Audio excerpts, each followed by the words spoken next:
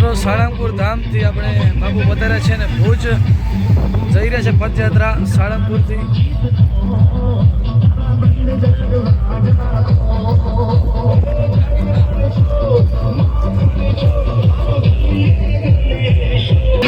સાળંગપુર ધામથી સ્વામી મહારાજ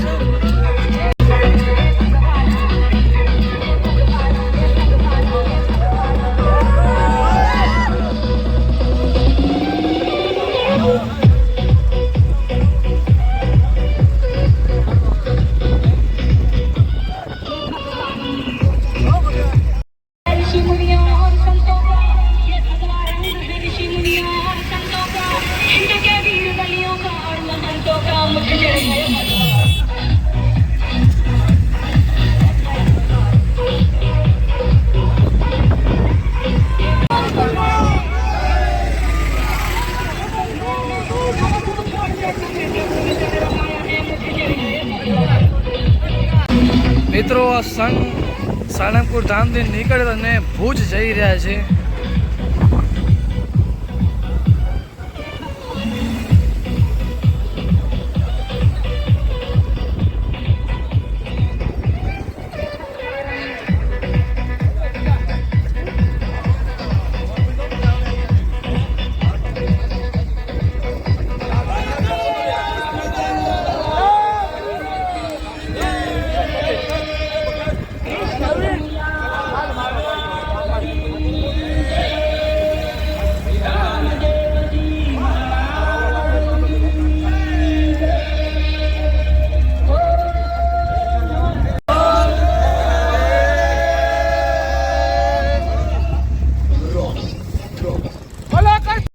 મિત્રો તમે જોઈ શકો છો આ લોકેશન છે હનુમાન ટેકરી રત્નાલ ને આ જે મૂર્તિ તમે જોઈ રહ્યા છો હનુમાન દાદાની ને આ જે મૂર્તિનું આગમન થઈ રહ્યું છે.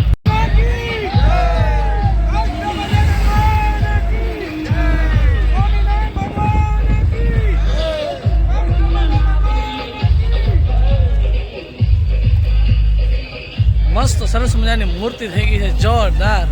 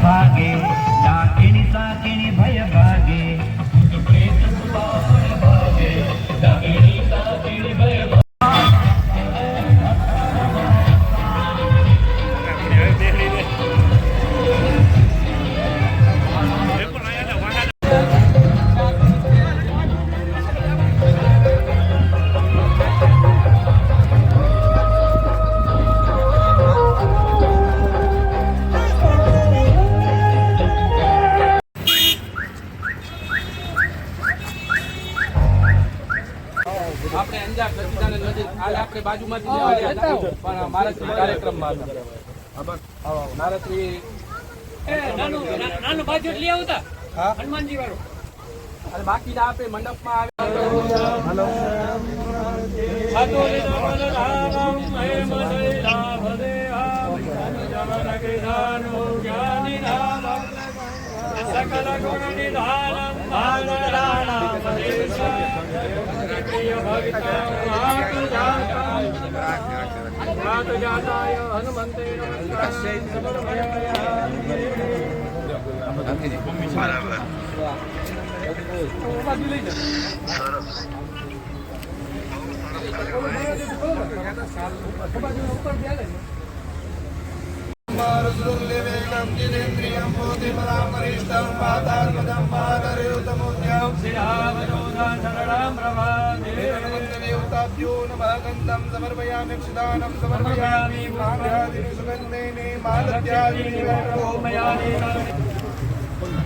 હાલો આવતો રહ્યો બાપુ.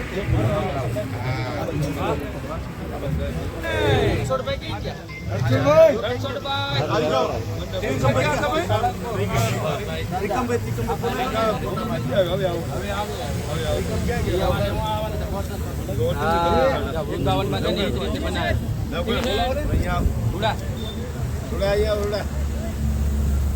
તમે બે ભાઈ 3 ભાઈ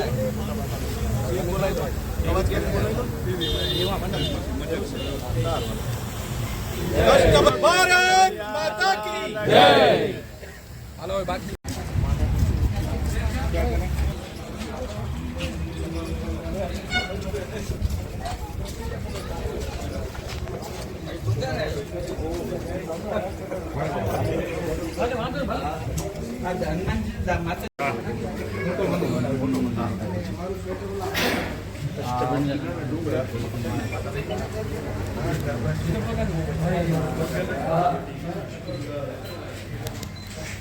પુરુષ એવેદ કુસમંજોદમ જજભાવ્યમ મા ઉદાવ્રતવશેષાનો જધન્નેના ધીરો હતે મનુજમ મરુદદર્શેગમ શિતેન્દ્રિયમ મૂર્તિ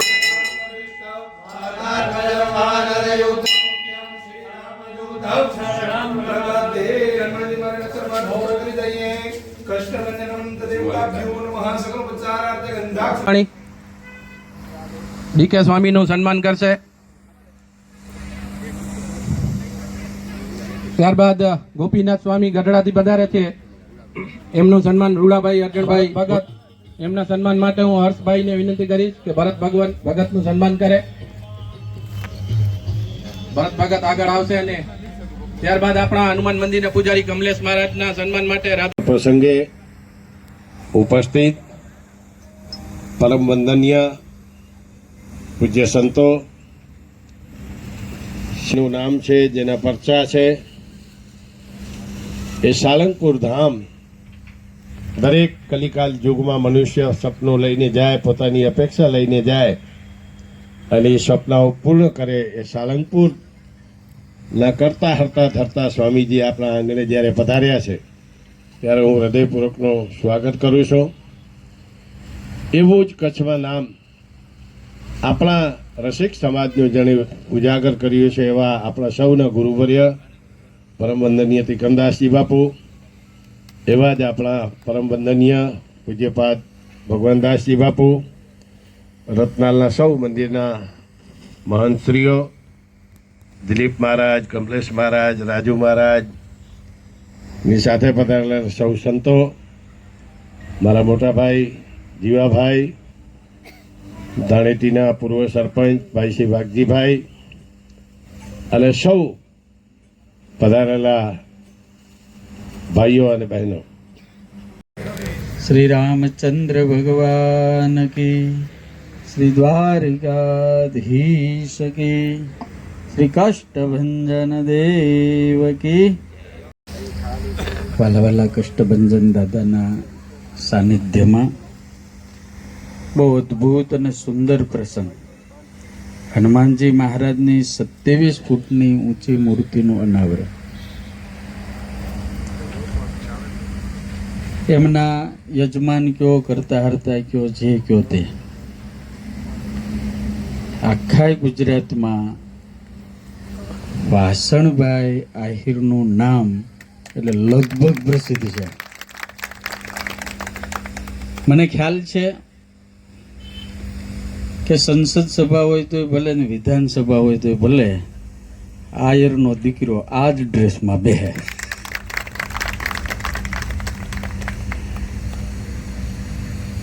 તમે દાદાની મૂર્તિ આ બનાવી છે ને, એટલે હનુમાનજી મહારાજ એક જ એવા છે કે ક્યારે કોઈનું ઋણ માથે રાખતા, ક્યારે ન રાખ્યો.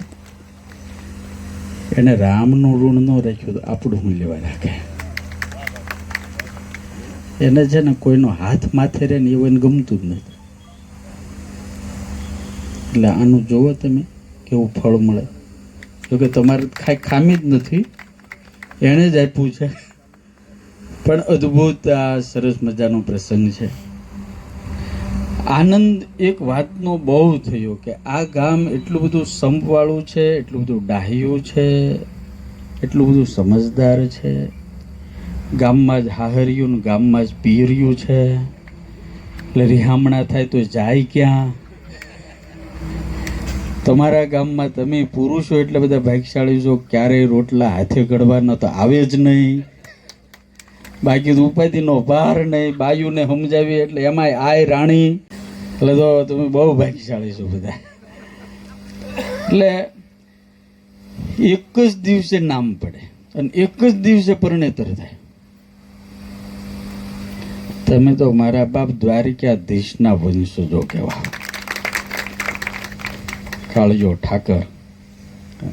એટલે ખૂબ ખૂબ આનંદ. ત્યાં રણછોડભાઈ 4 દિવસથી અમારી હારે છે. આ મોરી સાહેબ ખરા ને, હા હું કહું છું કે આ મોરી છે ને હનુમાનજી જેવા છે, બધાને ભેગા કરી દે. હનુમાનજી બધાને ભેગા કરે. આ ગયા ક્યાં મોરી? ના ના વાંધો નહીં, એ બે વાગે એ હનુમાનજી જેવો બધાને ભેગા કરે. એટલે ખૂબ આનંદ થયો. ગામમાં તેને બધા બાળકોના નામકરણ થયા અને દાદાનું નામ પાડવાનું છે. અહીંયા કષ્ટભંજન અને આ દાદાનું નામ રાખીએ આપણે સંકટ મોચન હનુમાનજી મહારાજ. આ રસ્તે જે નીકળે ને એની દ્રષ્ટિ પડે ને તો તુમ રક્ષક કાહુ કો ડરડા. સંકટ તે હનુમાન છુડાવે, મન ક્રમ વચન ધ્યાન ચોર. આ જગતમાં આપણે ગમે એટલા મોટા થાય ને ગમે એટલા મોટા થાય ને, આ બધાને પૂછો દુઃખ કોને નથી, સંકટ કોને નથી, કષ્ટ કોને નથી, ઉપાધિ કોને નથી. આ એક જ એવો છે, બધું આખું કરી દે. એટલે હનુમાનજી મહારાજને પ્રાર્થના કરીએ. પછી હમણાં એમ આમ નીકળતા ને આવી બેનો દીકરો આવું બધું પહેરીને બહુ નીકળતા હતા. એટલે મેં રણછોડભાઈને પૂછ્યું, મેં કીધું આ બધું બગસરાનું? મને કે નહીં હો સ્વામી, અમારા ગામમાં એન્ટ્રી જ નહીં બગસરાની કે છે, ઓરિજિનલ. જગત સ્વામી, આ ગામમાંથી ખટેરો ભરીને હોનું નીકળે, ખટારો ભરીને. એટલે ગામ બધી રીતે સધર છે. નેતા અહીંયા જન્મે છે અને મારા બાપ આટલું હોનું વેરનારી આયરાણી અહીંયા જ જન્મે છે. હું આયરોના ગામમાં બહુ મેં કથા કરી. ઉપલેટ આયરો ખરે ને, હા, આયરનો આશરો માથું જતું રહે પણ મારા બાપ કોઈ દાડો વચન ન જાય, એનું નામ આશરો. રા નવગણનો પ્રસંગ પ્રસિદ્ધ છે. હે એટલે બધા આ બધું બહુ અદભુત છે.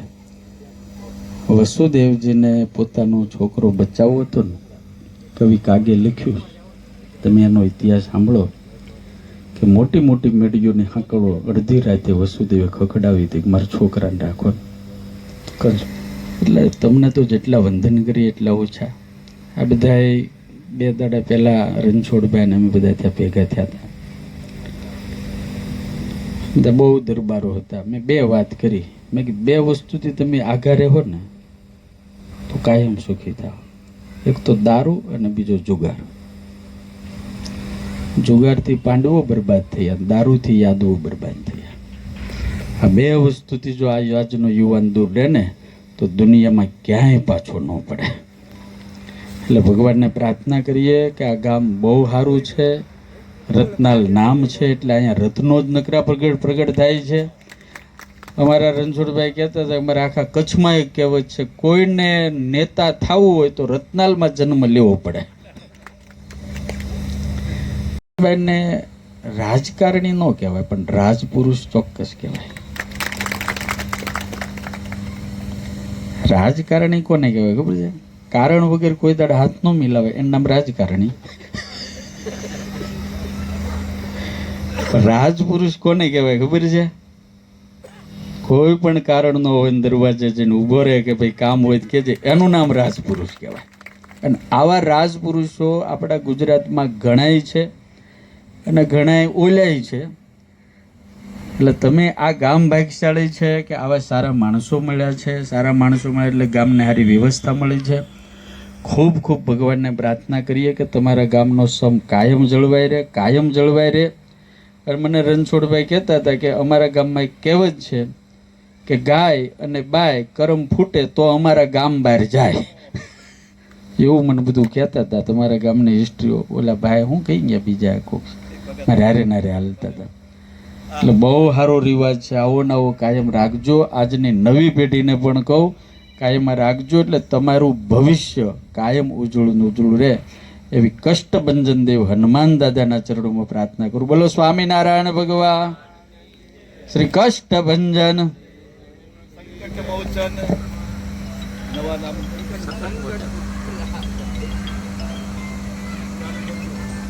कि